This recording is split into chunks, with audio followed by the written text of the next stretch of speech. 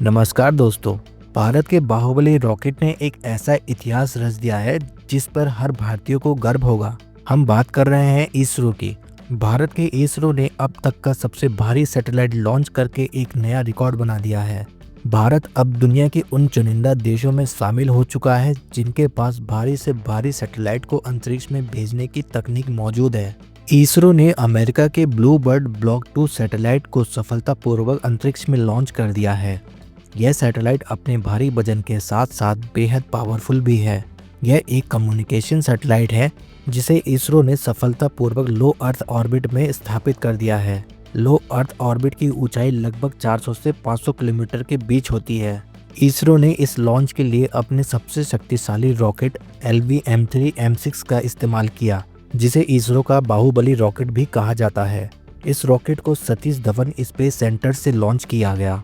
इस लॉन्च को ऐतिहासिक इसलिए माना जा रहा है क्योंकि इस सैटेलाइट का वजन 6.1 टन यानी 6100 केजी है। भारत ने इससे पहले कभी भी इतने भारी भरकम सैटेलाइट को अंतरिक्ष में लॉन्च नहीं किया था।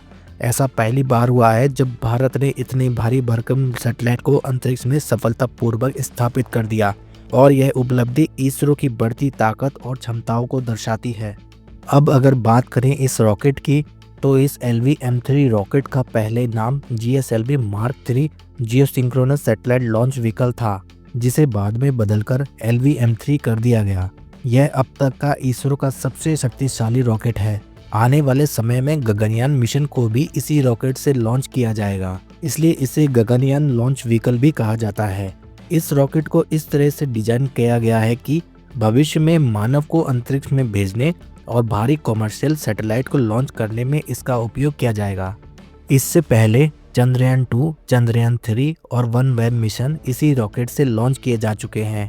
यह बाहुबली रॉकेट 4 टन से 8 टन तक के पेलोड को अंतरिक्ष में पहुंचाने की क्षमता रखता है। अगर सैटेलाइट को 36,000 किलोमीटर की ऊंचाई पर यानी जियोसिंक्रोनस कक्षा में स्थापित करना हो तो यह रॉकेट 4 टन से 4.5 टन तक के वजन को आसानी से ले जा सकता है, और अगर लो अर्थ ऑर्बिट में स्थापित करना हो तो यह रॉकेट 8 टन तक के वजन को आसानी से स्पेस में ले जा सकता है।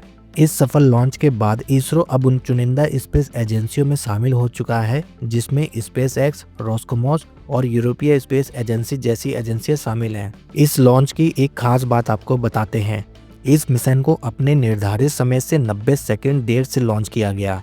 इसकी वजह यह थी कि लॉन्चिंग साइट के ऊपर से कई अन्य सैटेलाइट गुजर रहे थे, इसलिए यह सुनिश्चित किया गया कि ब्लू बर्ड ब्लॉक 2 सैटेलाइट की किसी दूसरे सैटेलाइट से टकराव का खतरा ना रहे। सैटेलाइट लॉन्चिंग में टाइमिंग और रूट प्लानिंग बेहद महत्वपूर्ण होती है। इसी वजह से इस सैटेलाइट लॉन्च को 90 सेकंड देरी से लॉन्च किया गया।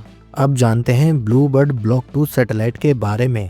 यह सैटेलाइट अमेरिका की AST स्पेस मोबाइल कंपनी ने बनाया है। इसका काम है मोबाइल फ़ोन को डायरेक्ट कनेक्टिविटी प्रदान करना।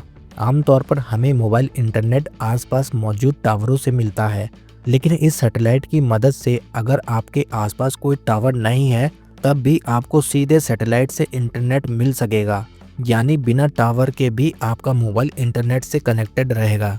विशेषकर दूर दराज और दुर्गम इलाकों में यह तकनीक वरदान साबित होगी।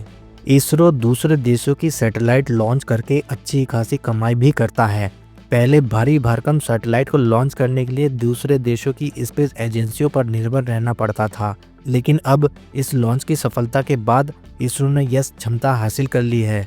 अब कई देश सस्ते और भरोसेमंद लॉन्च के लिए भारत का रुख करेंगे, क्योंकि इसरो दूसरे देशों की तुलना में बहुत कम लागत में सैटेलाइट लॉन्च करता है। इसी वजह से इसरो ने पूरी दुनिया में अपनी एक अलग पहचान बना ली है। आने वाले समय में इसरो कॉमर्शियल लॉन्च की संख्या को और बढ़ाएगा, जिससे भारत को और ज़्यादा रेवेन्यू मिलेगा और हमारी स्पेस इंडस्ट्री और मजबूत होगी। इस वीडियो में इसरो के बाहुबली रॉकेट के बारे में दी गई जानकारी आपको कैसी लगी हमें कमेंट में ज़रूर बताएं, और इसरो के बारे में आपकी क्या राय है यह भी हमें ज़रूर बताएं।